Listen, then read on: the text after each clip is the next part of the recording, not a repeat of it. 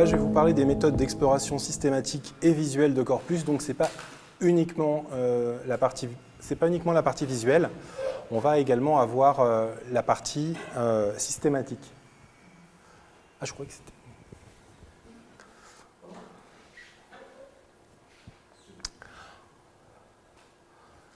Alors, on parlait ce midi de Gitala à table, donc visualiser les données pour créer de l'information, et puis en respectant l'éthique. Donc, ce graphe me fait beaucoup penser au graphe qu'on trouve sur GEFI, hein, souvent.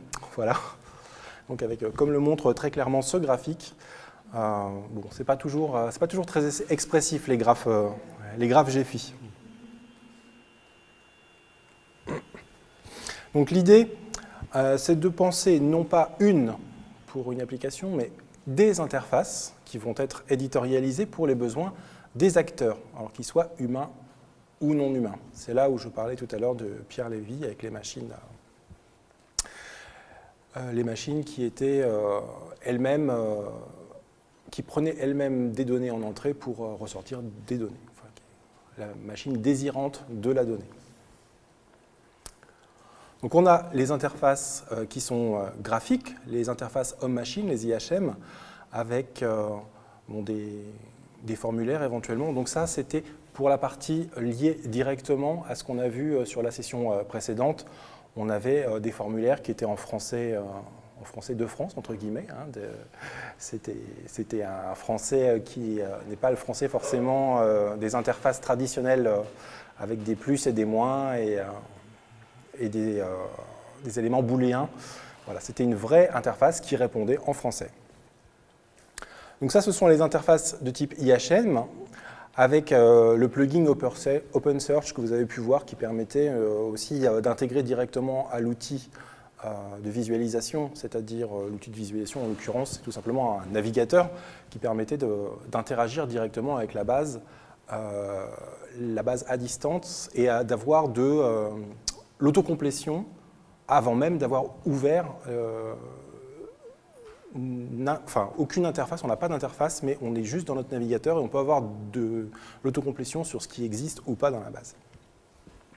Après, on a des interfaces qui vont être systématiques, donc ETL, donc Extract, Transform, Load, ou API, pour sélectionner et extraire des contenus depuis la base, donc à travers divers formats. Certains pour lesquels ça va parler, d'autres peut-être un petit peu moins, comme les formats de description de triplets sémantiques à travers le RDF, des formats qui sont le JSON, le CSV et des flux traditionnels de type RSS. Alors, je vais revenir sur l'infovisualisation ou la data visualisation. On va avoir une petite distinction entre la data visualisation qui est en fait le fait de faire parler les données elles-mêmes. Donc ça, c'est la data visualisation, récupérer les données. Après, l'infovisualisation, ça va être l'exploitation des données en vue d'en faire de la connaissance. Et donc, des données qui sont formalisées, ça devient de l'information. Et là, on va visualiser une information, mais qui a déjà été pré-traitée. Donc ça, ce n'est pas quelque chose qui date d'hier, l'infovisualisation. On revient sur quelqu'un de l'école des mines, là, Charles-Joseph Minard, qui a, dès les années 1850, proposé des premières cartographies. Donc là, si on voit cette première cartographie, c'était une représentation du bétail qui était vendu sur pied.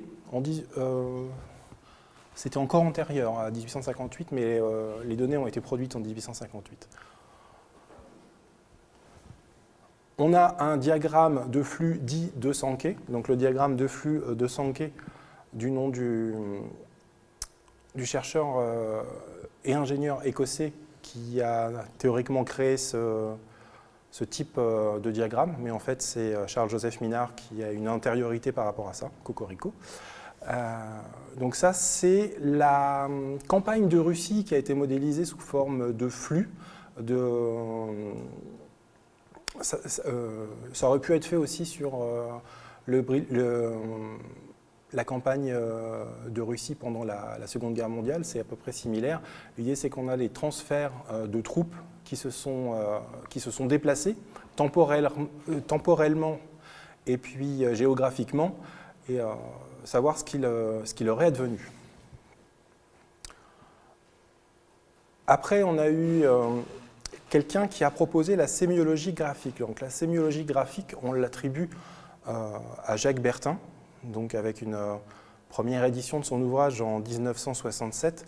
Après, on a un des critiques d'art de notre base qui s'appelle Joris Karl Huysmans et qui avait proposé des prémices de sémiologie graphique dans des articles en fait, qu'il avait proposé de faire une étude de certaines œuvres d'art et d'analyser la manière dont sociologiquement l'information est représentée sur des tableaux.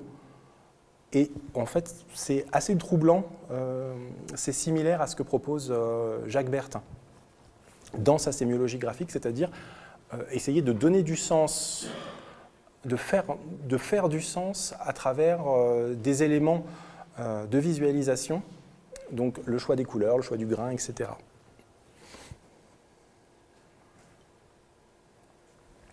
Pour ce qui est de la représentation graphique, on la divise en 4 groupes qui vont être distincts. Donc les diagrammes, avec des flux, les réseaux, la cartographie et la symbolique. Donc on va avoir dans la symbolique le fond et la forme qui vont s'entremêler. Je ne vous en ai pas mis là, mais certains poèmes de Prévert, par exemple, mêlent fond et forme. Là, on a une cartographie des éditeurs de revues de la critique d'art. Donc, il faudrait zoomer. Donc, c'est en fait, c'est le nombre d'éditeurs de revues de critique d'art à un instant T, à une date. Donc, c'est une interface qui avait été faite pour visualiser différemment le corpus. Donc j'ai essayé de tout mettre, ça ne va pas du coup être très visuel. Et là, en fait, c'est une partie des critiques d'art. Et on a essayé de représenter graphiquement un point d'entrée différent qui est d'utiliser tous les pseudonymes de chaque critique d'art pour pouvoir faire un point d'entrée sur la base. Donc on peut sélectionner pour commencer le critique d'art et après, comme point d'entrée complémentaire, le pseudonyme qu'il a pu utiliser à un moment donné. Là, on a la distribution temporelle de chaque revue en histoire de l'art, donc des revues principales en histoire de l'art, entre une certaine date et une autre date, avec la quantité d'articles présents dans la base, donc de manière temporelle. Donc, les représentations principales, diagrammes, réseaux, cartos. Donc, cartos, vu que maintenant la sémiologie graphique s'est attribuée de manière un peu définitive à Jacques Bertin, c'est vrai que c'est le père de la sémiologie. Donc, on mêle de manière très forte la sémiologie graphique avec la cartographie. Donc, les fonctions de cette sémiologie graphique, et donc de la représentation et de la sémiologie graphique, c'est d'enregistrer l'information. Il faut créer une mémoire artificielle avec une visualisation de flux de données, en fait une masse d'informations. Il faut arriver à la faire parler pour mieux la retenir. Donc, il faut que tout de suite, on comprenne et qu'on retienne une information à partir d'un diagramme, d'un schéma ou d'une carte. Il faut que l'information saute aux yeux et qu'elle s'enregistre. Donc du coup, dans quelle optique? Ça va être dans une optique de communiquer. Donc on va créer une image mémorisable qui va inscrire les informations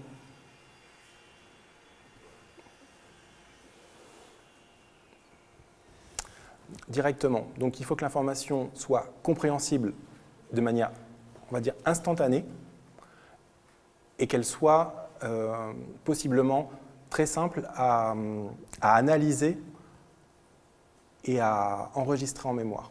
Donc ça, il y a un certain nombre de facteurs qui vont avoir un impact fort, qu'on va voir après, qui vont pouvoir aider en fait, à éditorialiser un contenu graphique.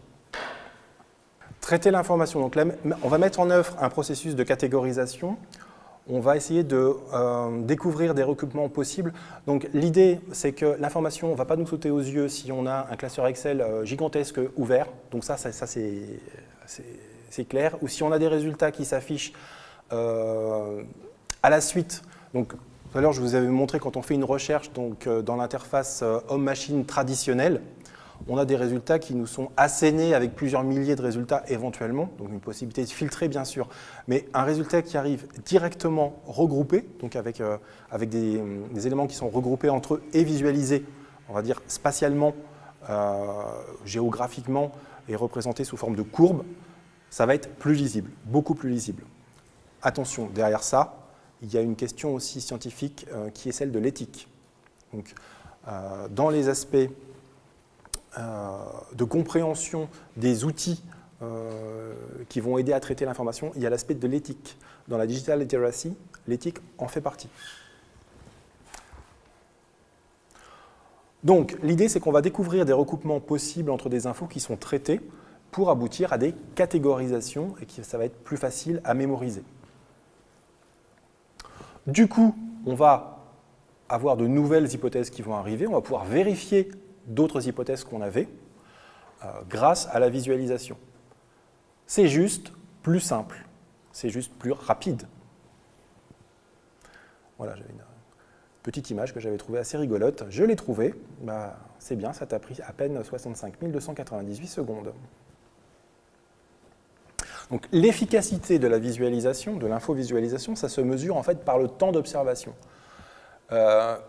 Une infovise ou une carto sur lequel on voit les gens qui plissent les yeux, qui restent 20 secondes devant et qui n'ont pas l'air de comprendre, ce n'est pas forcément quelque chose qui a été réussi. Sauf bien sûr quand on fait du data journalisme et qu'on a beaucoup d'informations et qu'on souhaite quand même avoir quelque chose de fortement éditorialisé avec beaucoup d'informations comme un poster.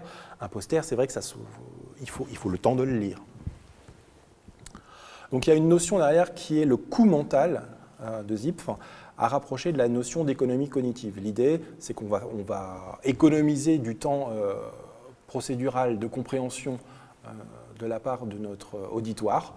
Donc si on fait un PowerPoint parfois avec des graphiques, c'est un appui cognitif pour accentuer ce qu'on est en train de présenter. Donc, les plus efficaces, c'est celles qui sont immédiatement compréhensibles et qui appuient le discours de manière immédiate.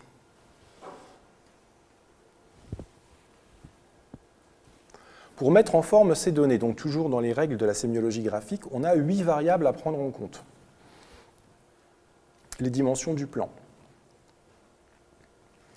La taille des éléments, les valeurs, et ça, les valeurs, c'est important, j'y reviendrai tout à l'heure, il y a une question d'éthique à travers la manière dont on va présenter les valeurs.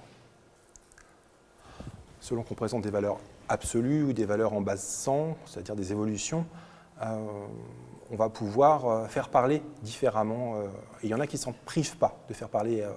On a eu des débats politiques il y a encore quelques jours, quelques semaines, où il y a eu des usages un petit peu honteux de ce qu'on pouvait faire avec de la sémiologie graphique.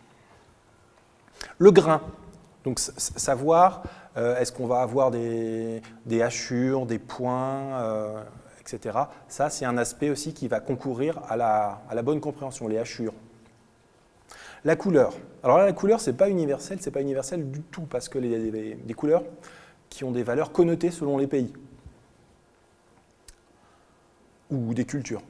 Par exemple, le blanc et le noir, selon des cultures européennes ou orientales, n'auront pas la même valeur. Le blanc, dans une culture japonisante, c'est plus une couleur de deuil, par exemple. Voilà.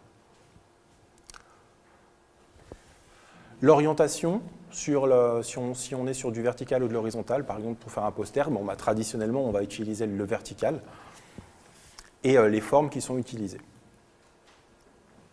Si vous voulez avoir un condensé de tout ça, ça c'est pas mal du tout, c'est sur visualliteracy.org. Donc c'est le tableau périodique de la visualisation.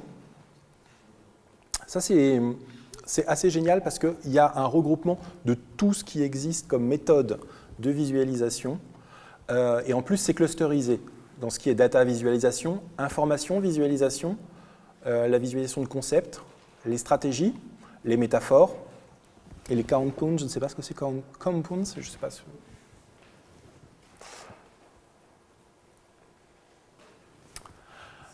Après, il y a les infovisualisations qui vont servir d'interface. Donc ça, c'est particulièrement intéressant quand on a une application derrière qui tourne.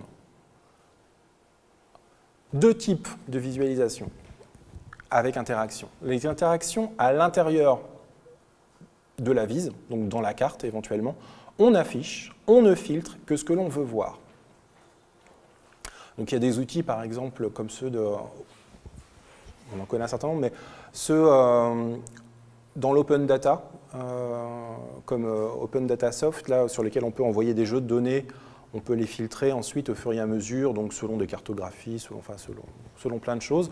Et on a des valeurs qui vont être clés, qu'on va cocher, qu'on va décocher, un moteur de recherche intégré, et ça va permettre de visualiser soit dans une carto, soit dans tout type de visualisation. Ça, c'est assez intéressant. Et ça a une optique, donc juste de filtrage de la donnée pour économiser l'attention. On va regarder que ce qui nous intéresse et on va voir comment est-ce que sont éparpillées les données. Ensuite, pour de l'interaction documentaire. Donc ça, l'intérêt de ce truc-là, ça va être de communiquer avec la base de connaissances, avec la base de données. Donc, on va avoir des informations qui vont être en fait dans la base, cliquables, et qui vont permettre d'avoir de l'information complémentaire ou de sortir en fait de notre visualisation pour aller accéder à autre chose, mais en lien direct avec ce que l'on a sélectionné. Donc ça va être une URL, on va cliquer et on va sortir de la base pour aller à une URL bien précise. On va avoir des documents qui vont se charger ou des éléments de documents. On va avoir, par exemple, sur Wikidata, on peut faire des data visualisations. Donc on met notre propre jeu de données et puis on va aller créer des facettes à l'intérieur. On va sélectionner certains champs et on va dire ça, c'est une facette. Donc va me chercher, par exemple, si je mets un nom et un prénom, et je vais mettre ça, je vais mettre une facette, il s'agit d'un critique d'art. Donc tu vas me chercher dans la base tous ceux qui ont ce nom et ce prénom et qui sont des critiques d'art. Et donc du coup, c'est ce qu'a fait Pierre-Carl Langlais et comment il s'appelle, Courtin, je ne sais plus comment il s'appelle, Antoine Courtin. Ils nous ont fait des data visualisations à partir de ça, c'est-à-dire ils ont représenté sur des cartes par exemple. Et quand on clique sur le lieu de naissance de tel critique d'art, on choisit le point, on choisit la ville et on va voir les critiques d'art qui sont nés. On a une représentation visuelle plus des informations complémentaires. Donc ça fait partie des interactions liées à la documentation des informations qui sont chargées. Donc ça, c'est le contraire de rebondir. Là, du coup, on va aller chercher de l'information complémentaire. On va avoir des photos ou des vidéos.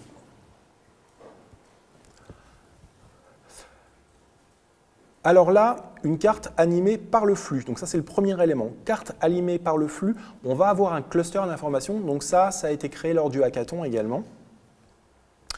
C'est du filtrage. Donc par rapport au point précédent, interaction dans la carte, filtrage de l'information.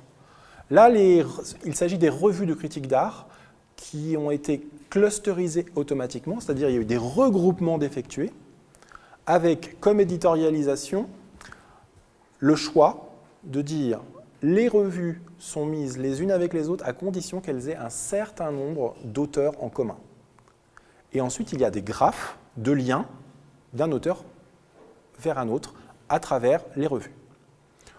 Donc, c'est là qu'on a eu l'opportunité de créer des catégories émergentes, comme par exemple la catégorie du cinéma, sur lequel on n'avait pas forcément, pensé faire du cinéma en histoire de l'art de manière... voilà. Mais on a vu qu'il y a un certain nombre de revues qui étaient émergentes du fait qu'ils aient des auteurs en commun. Voilà. Après, on voit la Gazette des Beaux-Arts qui a des points communs avec à peu près tout le reste en termes d'auteur. Donc ça, je vous ai mis le lien si vous voulez le voir, si vous voulez naviguer dans cette carte qui est interactive. Donc c'est sur vintagedata.org, divers, réseau critique d'art. Voilà. On pourra y faire un tour tout à l'heure si vous voulez. Un délicieux exemple d'interface web. Donc cette interface en fait permet d'accéder à un corpus. C'est quelque chose qui avait été fait pour une synthèse documentaire. Synthèse documentaire sur le traitement de la filière de la viande. Donc il y avait eu un travail qui a été fait avec un quintilien, avec des méthodes classiques. Et il y avait les acteurs, l'élevage, les annexes, la distribution, l'abattage, la consommation et... Je ne sais pas quel était le dernier point ici. Donc là, c'est une représentation graphique fond-forme avec de la symbolique. C'est assez intéressant. C'est original. Voilà. Après, on peut avoir un doute sur le goût, le bon goût, mais... Voilà, je reviens sur la représentation tout à l'heure. Donc une représentation documentaire avec... une timeline avec la répartition des notices par revue saisies dans la base, avec des liens entre cette interface, qui est une timeline, la BNF, et puis la base elle-même. Voilà. Donc on peut naviguer, c'est une autre manière d'accéder aux informations de la base. Elles sont chargées et présentées donc différemment.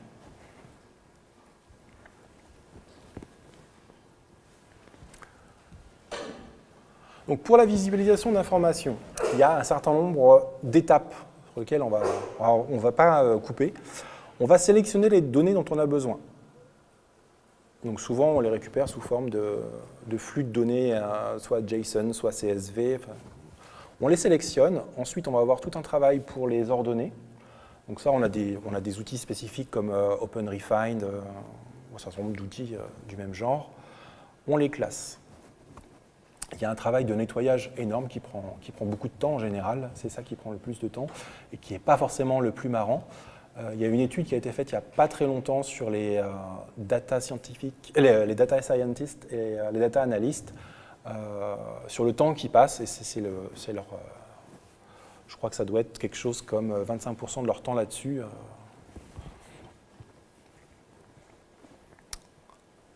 Ensuite, on va choisir des correspondances entre les types d'informations et le type de variable visuelle que l'on souhaite, donc par rapport à toute la sémiologie graphique qu'on a vue avant.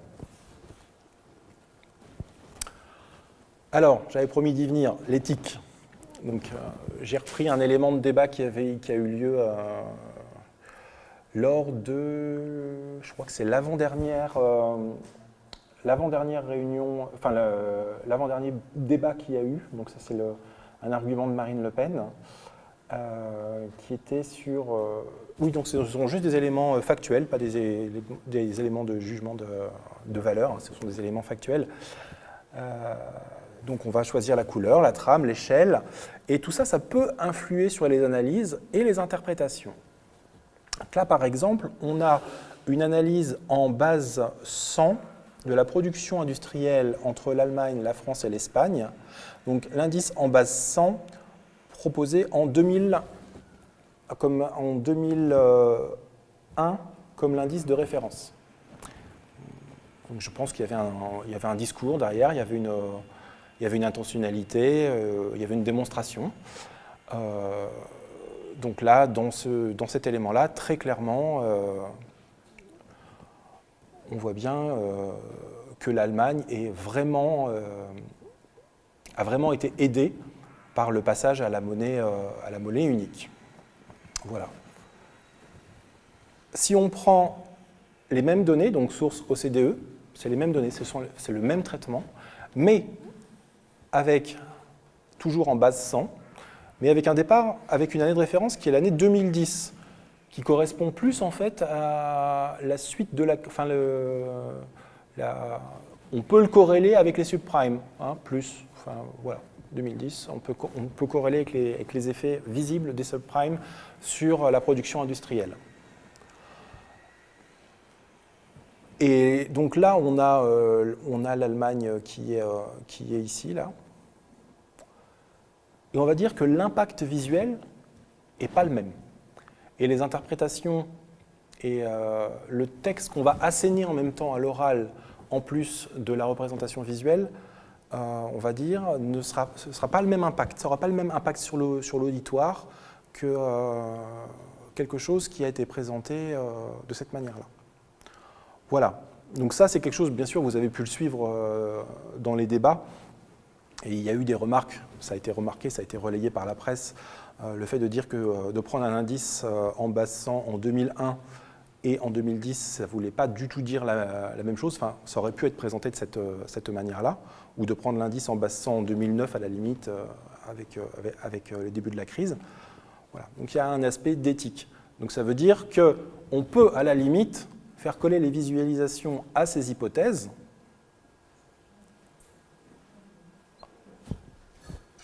C'est moche. On peut faire coller certaines visualisations à ces hypothèses, et puis on peut essayer de les faire coller, ces hypothèses. Donc ça, il y a un aspect... Pardon ? Oui, comme tous les chiffres. Voilà.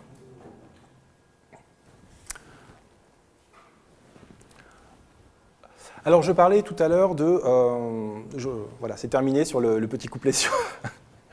le petit couplet d'énervement sur l'éthique.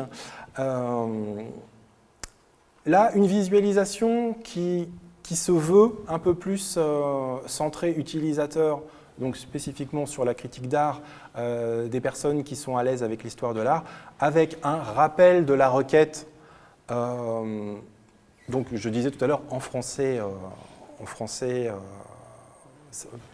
intelligible, on va dire, et non pas avec des éléments booléens mathématiques. Donc un rappel de la requête avec tous les éléments qui ont été sélectionnés, et puis les résultats. Voilà. Donc ça, possibilité ensuite de réagencer selon ses besoins.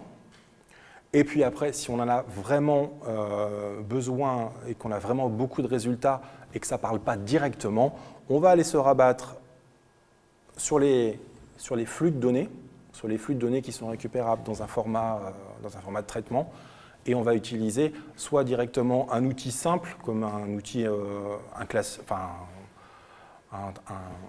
Excel ou je ne sais plus comment il s'appelle, OpenOffice ou LibreOffice, qui vont permettre ensuite de faire de la visualisation avec des graphes de manière assez simple. Donc, dans les interfaces, là, pas dans l'interface forcément visuelle, mais on va avoir la possibilité également de récupérer les notices bibliographiques en masse. Donc, pour faire, si on veut faire une bibliographie d'un auteur en particulier sur un sujet, là, ici, j'ai créé la bibliographie de Lot sur le cubisme. Donc, j'ai tout filtré de manière à ce que ça traite de Lot, dont je ne sais pas qui est Lot, je sais que c'est un auteur en critique d'art, mais je ne sais pas ce qu'il a fait en dehors du cubisme. Et on a la possibilité de générer donc, graphiquement une bibliographie qui est déjà présentée dans le format que l'on souhaite, en utilisant les outils comme Zotero.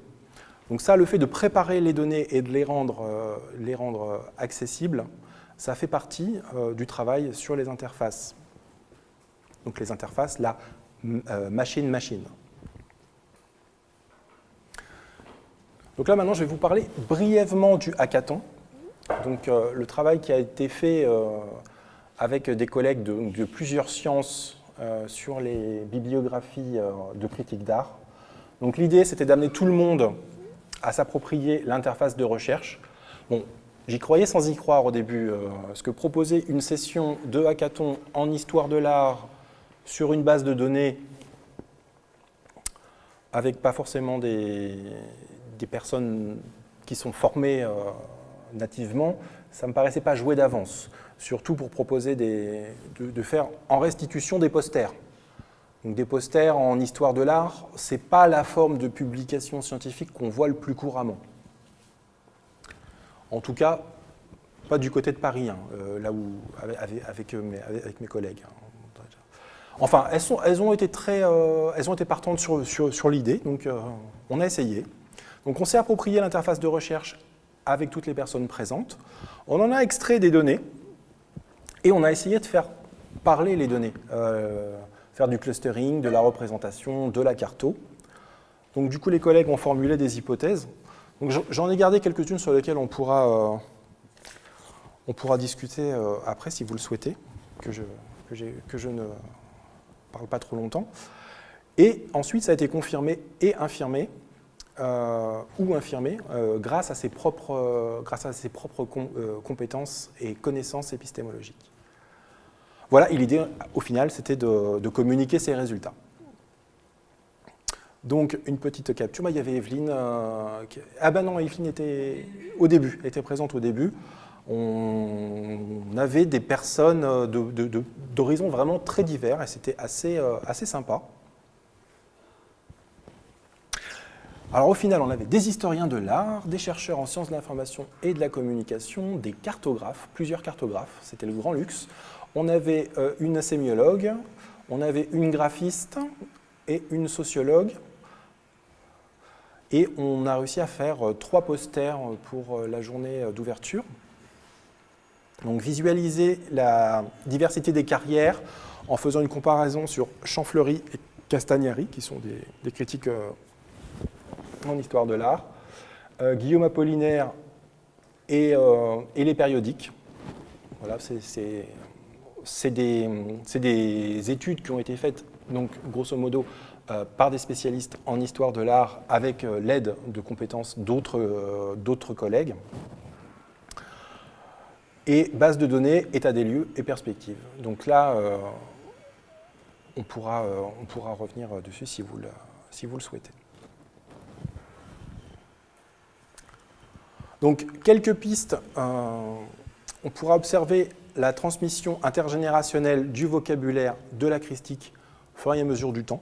Donc tout ça, c'est les débuts d'un article, les premières pistes avec une collègue en critique d'art pour essayer de donner du sens aux humanités numériques et puis au regard. Donc il y a un regard réflexif, bien sûr, des collègues en histoire de l'art, mais aussi en sciences de l'information et de la communication. On va essayer d'exploiter fond-forme, voir ce qu'on peut faire. On va essayer de mesurer la fréquence d'apparition de certains termes dans les intitulés, comme par exemple les salons. Les salons en histoire de l'art, ça a une certaine importance. Donc je peux vous dire assez rapidement pourquoi. Donc le sujet détecté, je vais le lire directement parce que ce n'est pas un sujet que je maîtrise bien, hein, c'est un sujet qui m'a été plus ou moins soufflé. Donc le sujet détecté par les outils numériques est la mesure de la fréquence d'apparition de salons dans les intitulés ou dans les sous-titres. Donc comme les salons qui subissent temporellement des variations sur la période explorée dans la base. L'importance du terme salon semble corrélée à l'histoire de l'art elle-même, à l'histoire des salons. Ainsi, le terme salon annuel faisait office d'événement important. Mais à partir du début des années 1880, on n'a plus un seul salon officiel, mais 2, puis 3 à la fin du 19e et 4 au début du 20e. Ces éléments de statistiques peuvent être pointés, mis en graphique, en schéma, en frise chronologique, mais en aucun cas expliqués par ces outils. Le contexte, l'interprétation seront du fait des chercheurs en histoire de l'art. Donc ça, très clairement, c'est des choses que je peux observer. Je peux très bien observer des éléments de terminologie, traitement mental, je peux mettre ça dans Igramutech, très bien, je vais faire du cluster. J'ai aucun moyen d'interprétation, parce que je ne connais pas l'histoire de l'art. Donc si je ne vais pas faire des recherches avec des collègues spécialistes de ces périodes et de ces modes d'expression qui étaient les salons, qui était quelque chose c'était l'événement, c'était le gros événement avant les années 1880. C'était l'événement annuel, en fait, il y avait le salon de printemps, je crois, quelque chose comme ça. Et ensuite, forcément, les salons se sont vulgarisés, entre guillemets.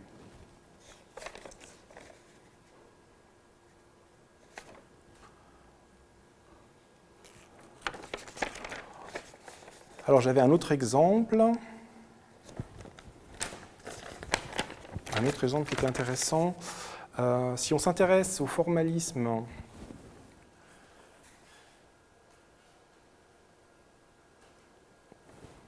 Ah oui, le terme chronique, le formalisme terminologique de chronique.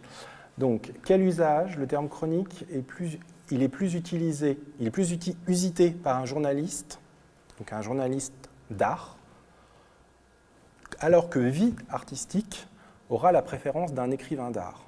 Donc ça, essayez de comprendre pourquoi des fois, quand on fait référence à un texte, à un texte ou un événement, il est appelé tantôt chronique ou vie artistique. Donc ça, c'est des choses sur lesquelles je m'étais posé la question, pourquoi c'était appelé différemment. En fait, c'est un point de vue de certaines personnes qui se voyaient comme des journalistes. C'était à l'époque où il y avait les premiers journalistes spécialisés en art, ou alors écrivains d'art. Et c'était ce qu'on appellerait maintenant des postures épistémologiques vraiment distinctes, visiblement. Je n'ai pas d'idée préconçue là-dessus, mais c'est des choses qui ont été pointées par les collègues en histoire de l'art, des collègues spécialistes de la critique d'art, et c'est des choses qu'on ne peut pas comprendre, qu'on ne peut pas interpréter, à moins d'être spécialiste. Donc c'est le fait de... je reviens là-dessus de manière un peu lourde, mais le chercheur n'est en aucun cas mort, tué par l'algorithme. On ne peut pas interpréter ce genre de choses à moins d'être avec des spécialistes qui vont nous aider à éclairer ce qui est pointé par la statistique, le recoupement et la visualisation. Voilà. Des choses aussi qui étaient intéressantes, c'était de voir pourquoi, dans l'ensemble d'une chronologie des écrits de l'auteur Castagnari, il y en a quelques-unes qui interviennent à la marge, à titre posthume. Donc ça, c'est des choses qu'on n'a pas encore réussi à comprendre avec les collègues. On va essayer de s'y pencher. Voilà, je vais arrêter là. C'est bon,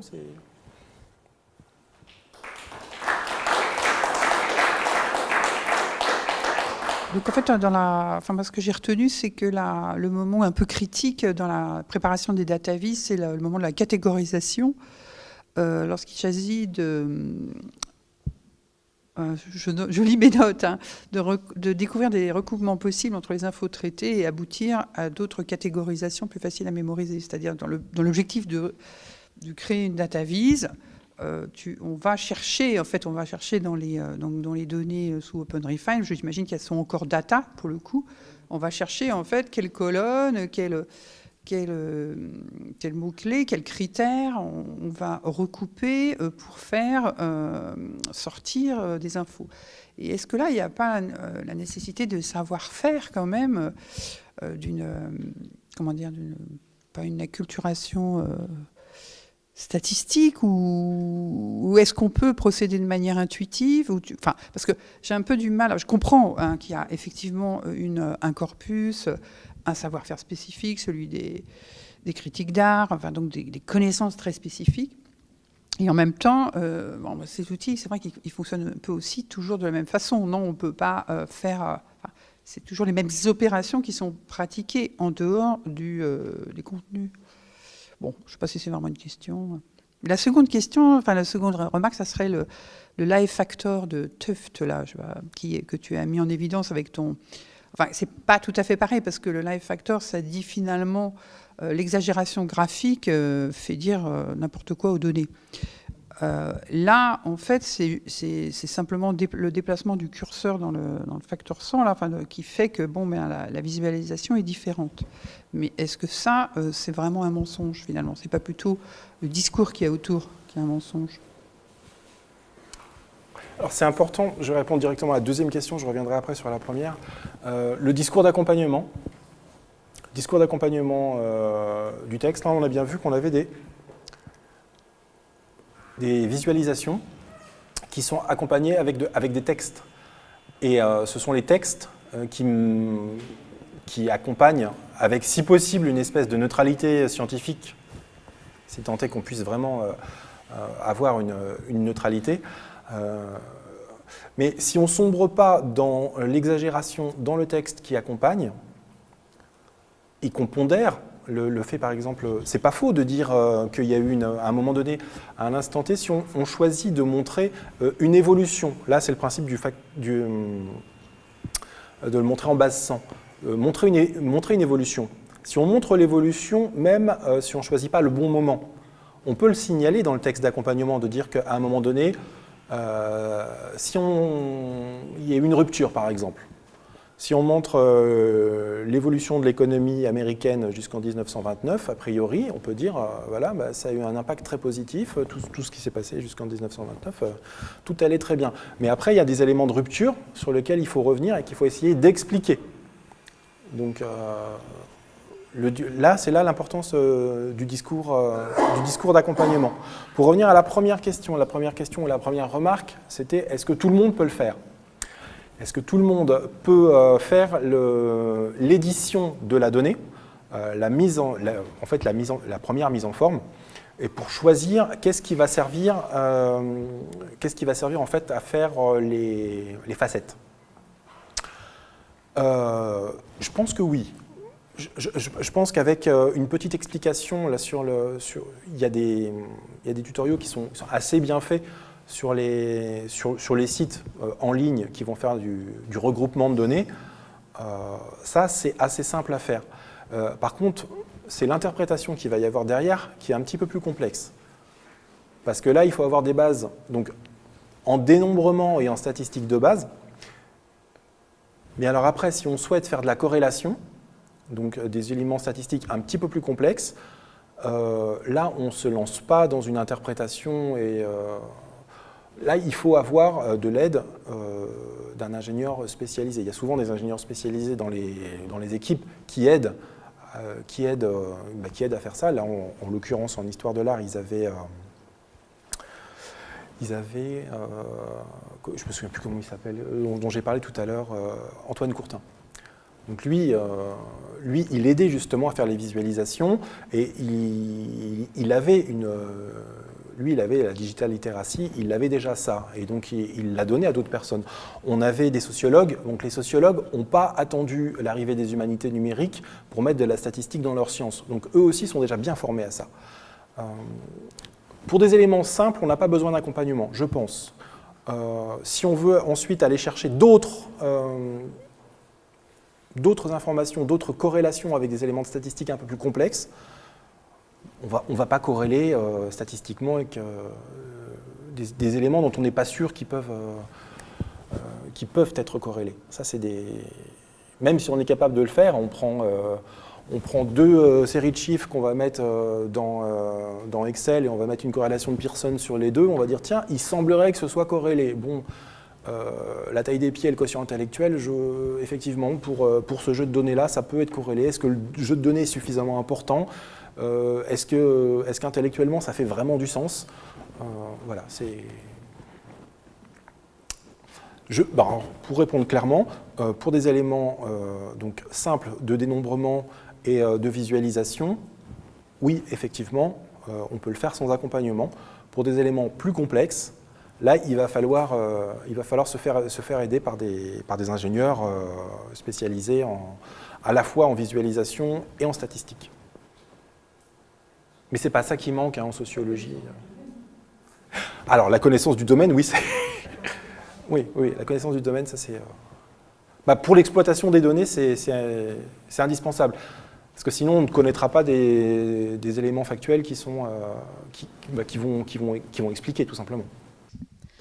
Moi, j'ai une petite question concernant les formes d'interaction. Tu as parlé de deux formes, finalement, l'interaction dans la carte, avec cette idée de filtre qui permet effectivement de changer la visualisation, et les interactions liées à la documentation.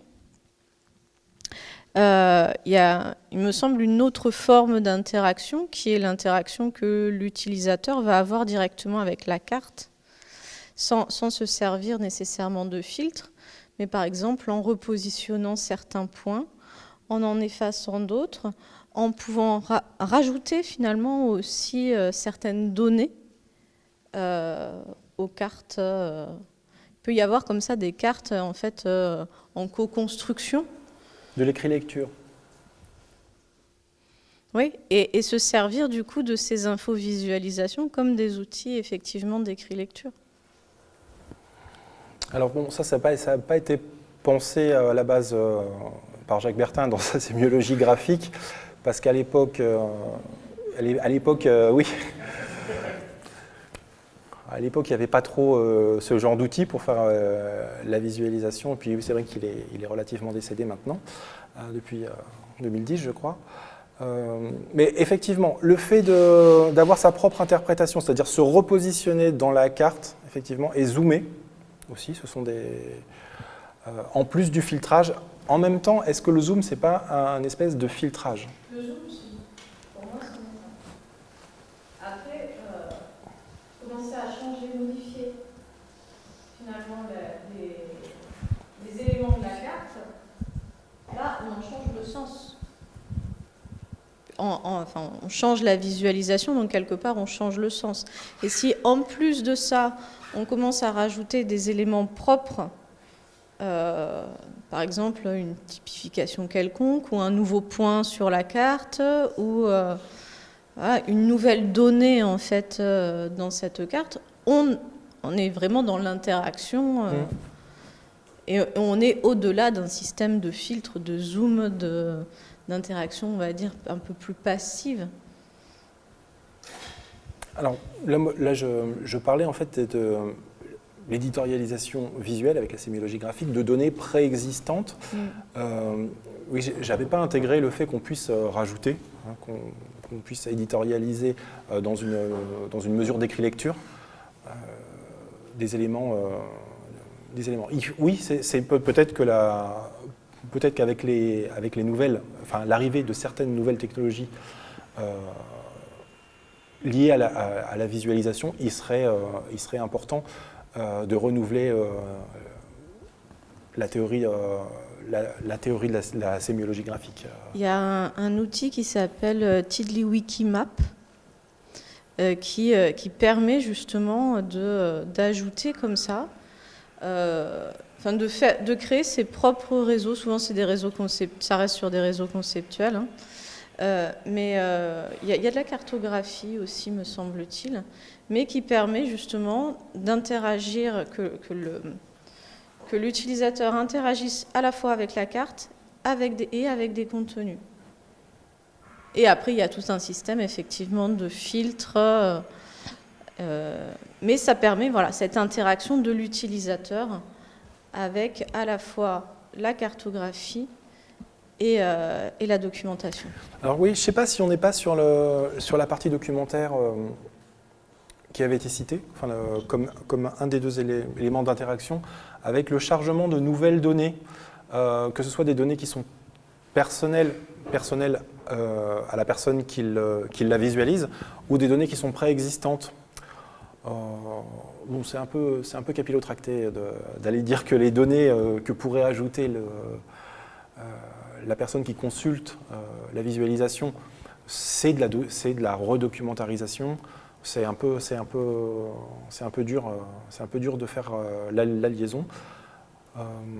Mais par contre, c'est vrai que pour récupérer des données préexistantes, là, comme l'exemple de Wikidata, de lier avec des données extérieures, là, pour le coup, on est pile dans une interaction documentaire. Mais c'est vrai qu'il faudrait une troisième catégorie, maintenant. Voilà. C'est peut-être la combinaison des deux, et effectivement, le fait que c'est du point de vue de l'usager.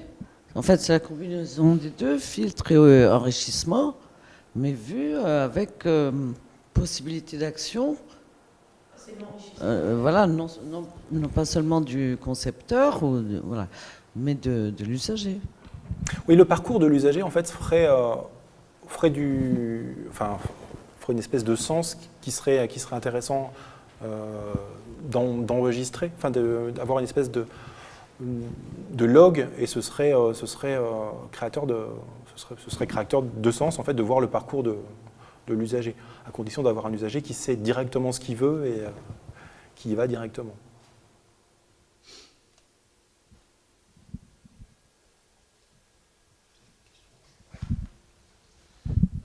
Moi, j'ai une question très pratique. Est-ce qu'il y a des logiciels que tu préconises qui sont relativement simples à prendre en main pour...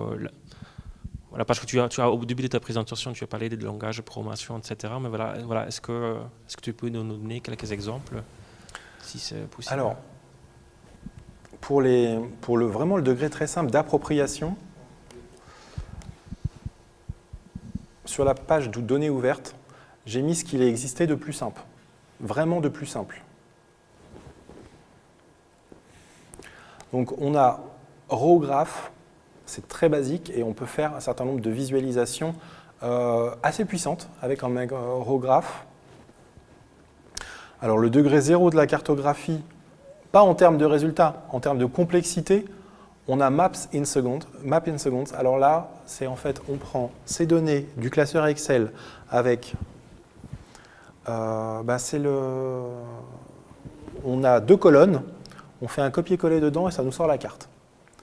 Et on n'a même pas besoin de coordonnées géographiques, contrairement à d'autres outils qui nécessitent obligatoirement des choses. Je pensais notamment à OpenDataSoft qui prend soit des coordonnées géographiques, soit des coordonnées normalisées. Là, par exemple, j'ai créé des jeux éditorialisés, mais avec des coordonnées. Là, j'ai pris distribution géographique des éditeurs. Donc, voilà. Répartition des éditeurs avec les coordonnées cartographiques. C'est celle que je vous ai montrée tout à l'heure avec la carte qui était verte. Voilà. Celle-là, tant pis, avait été créée avec Map in Seconds à partir du jeu de données. Bon, désolé, c'est pas... Ça a été créé à partir du jeu de données, celui-là, là, avec des coordonnées qui sont au format ISO international. Donc ça aussi, c'est tout un travail d'alignement. J'ai récupéré des jeux, pour ce qui était de la France, j'ai récupéré des jeux de données Open Data de la Poste, voilà, et avec les noms des villes, et je les ai alignés avec les corpus, et ça permet de les avoir directement géolocalisés. Maps in Seconds, on met juste le pays ou le nom de la ville. Si c'est Perpignan, il va reconnaître tout de suite. Si c'est Paris, il va dire Paris, au Texas. Enfin, il va peut-être avoir des petits soucis. Mais a priori, il va arriver assez simplement à récupérer de la donnée. Donc, pour les questions, quels sont les outils qu'on peut utiliser? Je les ai mis par ordre croissant de complexité. Donc, RawGraph, il est très simple, on peut faire plein de choses sympas avec. Maps in Seconds, c'est là, franchement, j'ai essayé avec ma petite fille qui a 9 ans, elle y arrive. Voilà. Le prenez pas mal si vous n'y arrivez pas du premier coup. Et HDA Lab de Stanford donc, propose Palladio. Palladio qui est un outil un peu plus complexe, un peu plus punchy, qui est assez intéressant. Et après, on a OpenDataSoft, que je n'ai pas mis, parce que c'est un outil qui est pas libre, en fait. C'est un outil sur lequel on peut avoir 4 jeux de données, on peut travailler dessus, on peut faire de la carton, on peut faire plein de choses, c'est pas mal, mais c'est pas, normalement, c'est payant. C'est parce que j'ai eu un partenariat avec eux sur des projets, éditeur de critiques d'art allemand, articles dans la base, des femmes et des prix Nobel, par exemple, des chiffres sur les universités, puis après on peut filtrer les informations. Donc OpenDataSoft fait des choses assez intéressantes. Là, j'ai récupéré des jeux de données avec les femmes qui ont eu des prix Nobel. Quelle est l'année? Quelle est la matière? Avec le lien de l'image sur Open. Voilà, donc c'est représenté graphiquement. On a la possibilité de faire du filtrage, comme j'avais dit, on a la possibilité de filtrer grâce à ça. Donc si on veut tous les femmes qui ont été prix Nobel de la paix, donc on sait où et on sait quand. Et donc ça se fait assez rapidement. Ça se fait assez rapidement. Vous pouvez vous créer des comptes de test. Ça ressemble un petit peu à ce qu'on peut faire avec le Oui. Oui, oui. Il y a plein d'outils, les Google Maps aussi, ça marche très bien. On a même des outils maintenant libres qui sont parus. Enfin, on a l'équivalent de Google Maps en libre chez Framasoft. Je ne l'ai pas utilisé, je dois avouer malheureusement, parce qu'on... Ouais.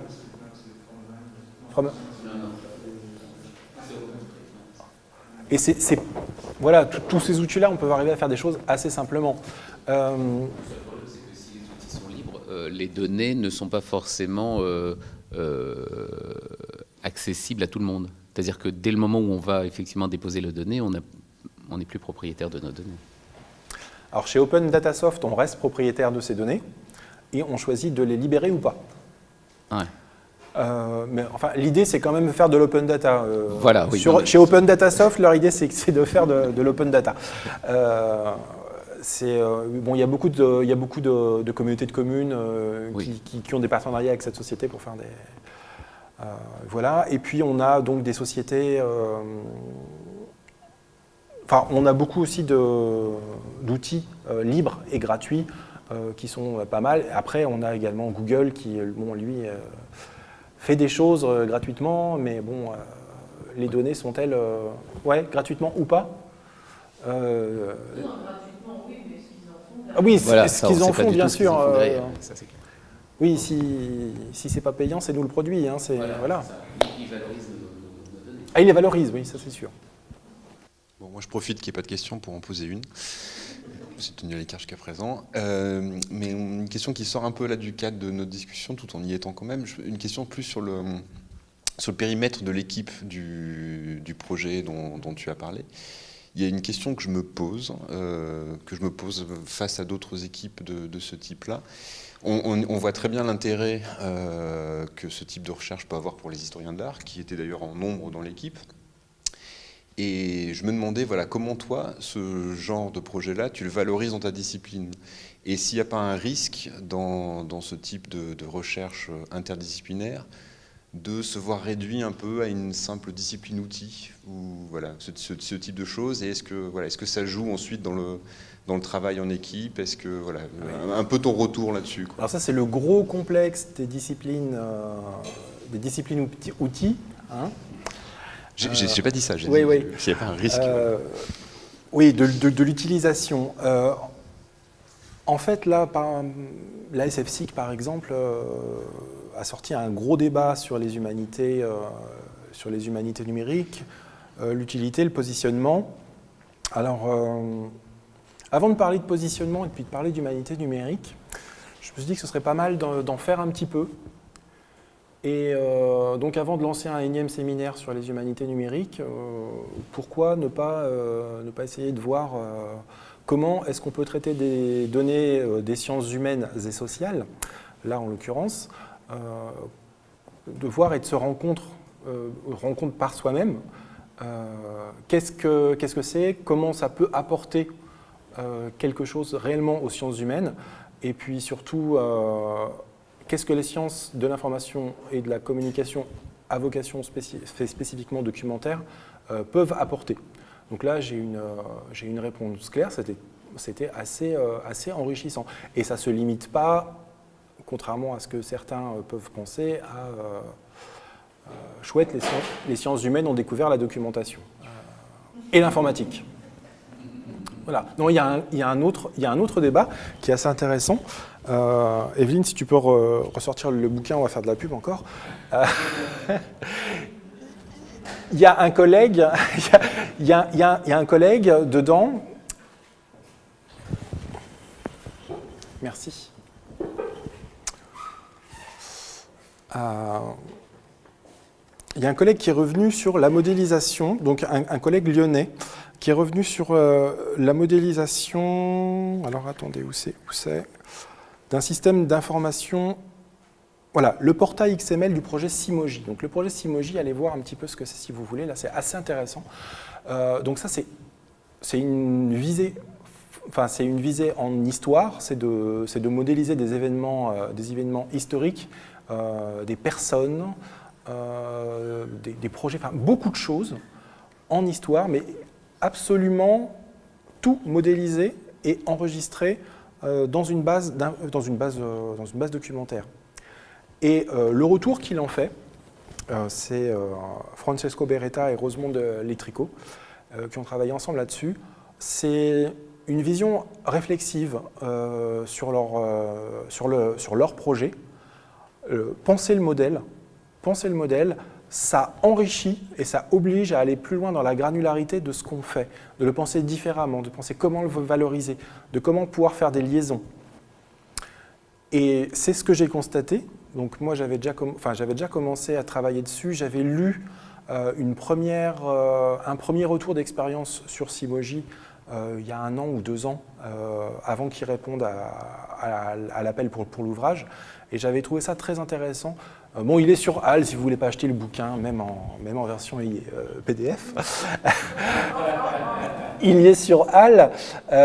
Donc vous cherchez Simoji sur HAL et vous allez voir un retour qui est quand même assez intéressant sur la façon dont il a modélisé et comment ça a pu enrichir sa propre expérience de chercheur en histoire. Voilà. Et donc pour en revenir, ce que ça m'a apporté, ce que ça a apporté à la discipline, donc ce que ça a apporté à la discipline, je pense qu'à mon humble niveau, pas grand-chose, mais ça me permet de mieux me positionner dans le débat, de mieux comprendre le débat qu'il y a actuellement sur les humanités numériques.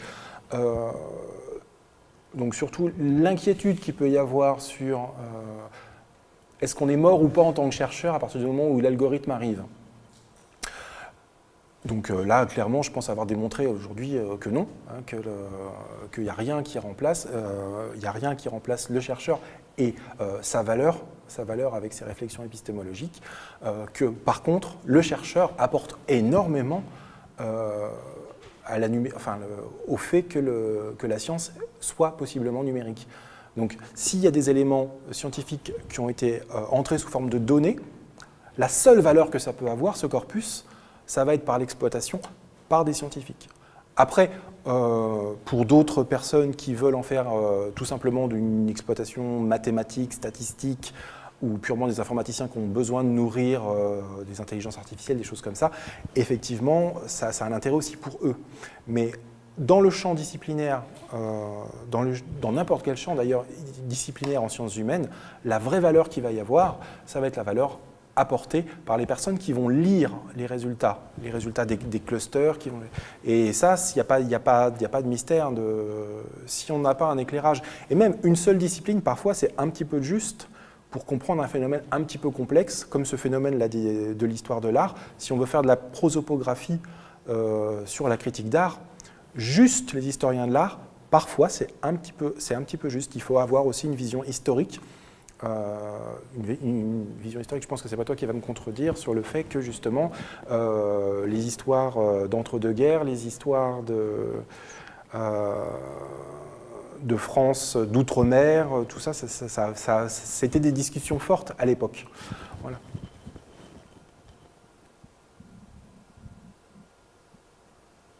Je me suis tué trop brusquement en fait, c'est ça. Bien.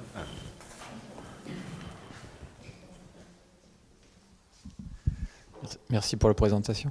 J'ai peut-être une question un peu décalée, mais là où vous avez présenté un exemple thématique qui n'est pas de mon domaine, donc je le dis tout de suite, mais qui est beaucoup sur les données rétrospectives finalement disponibles, sur lesquelles on doit retravailler, etc. Et puis il y a tout, on évoquait quand même les sciences du numérique et les sciences numériques qui utilisent maintenant des masses de données qui sont nativement numériques. Et en SHS, on commence à les utiliser quand même pas mal. Donc en socio-informatique ou je ne sais quoi, des fonds Twitter, des choses comme ça. Donc moi j'ai une question par rapport à ça, c'est est-ce que justement ces fonds, ces nouveaux corpus, ces nouveaux flux de données sont finalement si exploitables que ça, ils n'ont pas été conçus pour les scientifiques, c'est ça que je veux dire. Par contre, ils ont des contenus, mais justement par rapport au retravail de métadonnées, par rapport au travail de filtrage, par rapport à tout ce que vous avez montré sur du corpus rétrospectif, est-ce que finalement il n'y a pas encore du travail à faire sur les nouvelles sources ? Alors, sur les sources nativement numériques, là, on a les digital methods là, qui sont l'exploration en fait des sciences sociales à travers, enfin, une vision, on va dire sociologique, mais purement numérique, des phénomènes 2.0. Hein. Grosso modo, c'est l'analyse de groupes sociaux à partir de traces. Hein. C'est le principe des digital methods. La question que vous vous posez, en fait, c'est savoir est-ce qu'on peut utiliser des méthodes qui vont être similaires entre les anciens corpus, les corpus rétrospectifs, et les digital methods. C'est ça. Quels sont les écarts méthodologiques entre Disons que les deux sources? la connaissance, enfin, si on reprend la connaissance qui est en train de se faire sur les réseaux sociaux nativement numériques et l'observation de communautés, le média est directement numérique et les logs de données, les enregistrements des données, les traces sont visibles en direct. On n'a pas de recul pour le faire, alors que sur ces anciens corpus, ils sont quand même ultra contraints. On les pense bien en amont avant de commencer à les réaliser. Alors je sais pas trop, et je me suis jamais posé la question de savoir si on pouvait utiliser des méthodes similaires.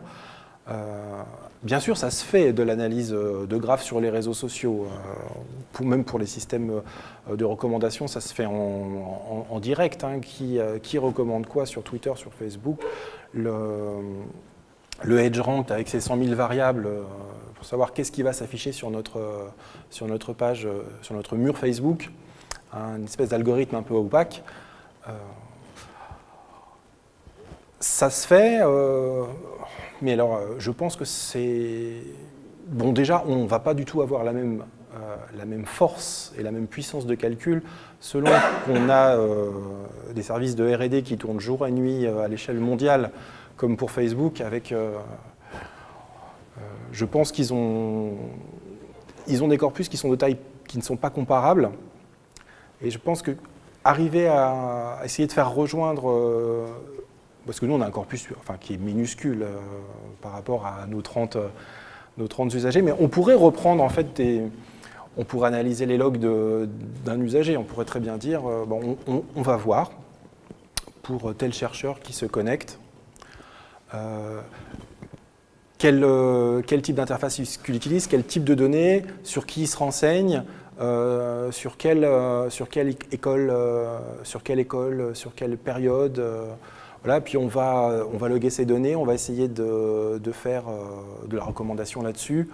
On pourrait essayer d'aller vers ça, mais la masse d'informations est, je pense, pas suffisante pour pouvoir faire de la recommandation.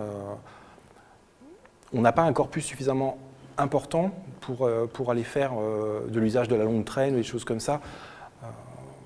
Je ne pense pas que ce soit significatif. On peut les appliquer, ces méthodes, hein, bien sûr, mais... ou peut-être pour des jeunes chercheurs ou des masterants, et effectivement pour les aider à leur apprentissage de la matière. Mais sinon, il y aura pas, je pense qu'il n'y aurait pas d'intérêt. Enfin, si ça répond un peu à votre question.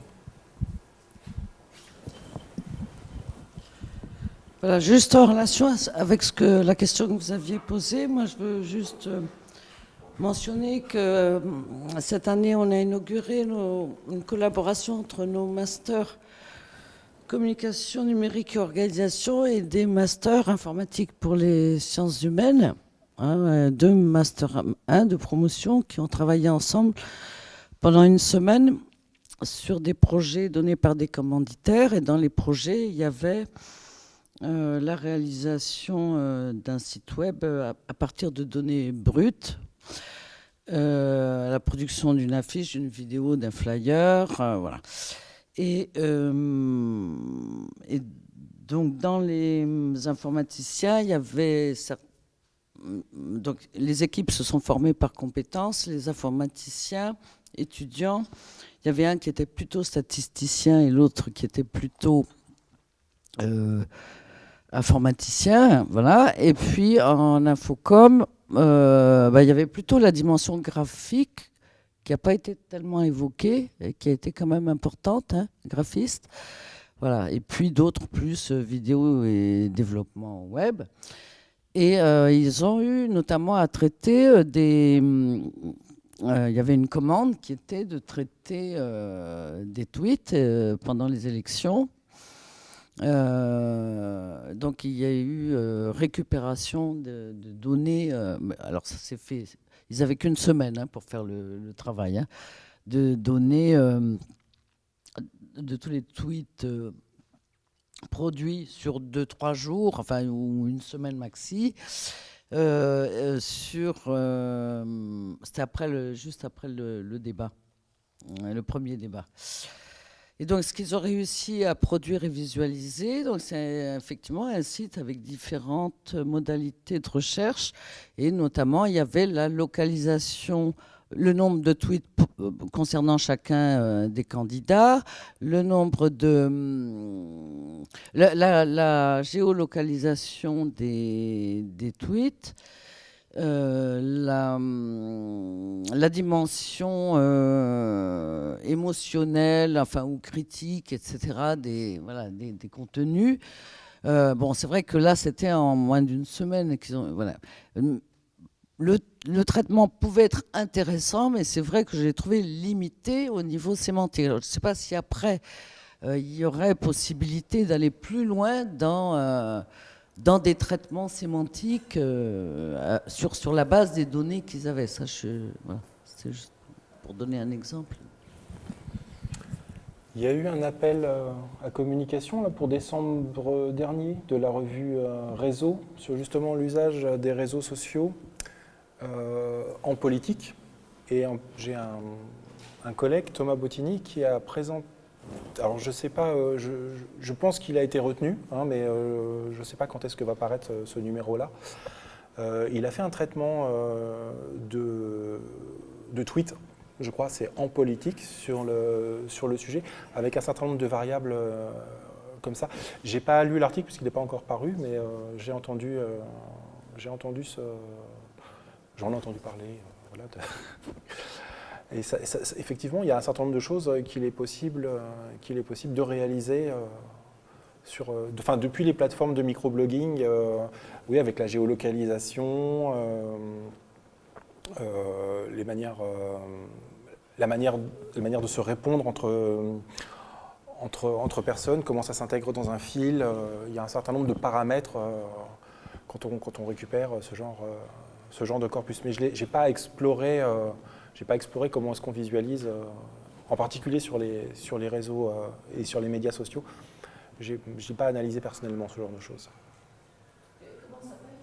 Thomas Bottini, avec Virginie, je ne sais pas si tu la connais, de Costec, Virginie Julliard, voilà, c'est ça. Et je crois qu'ils l'ont coécrit. Donc ça va être dans la revue Réseau, je ne sais pas quand exactement.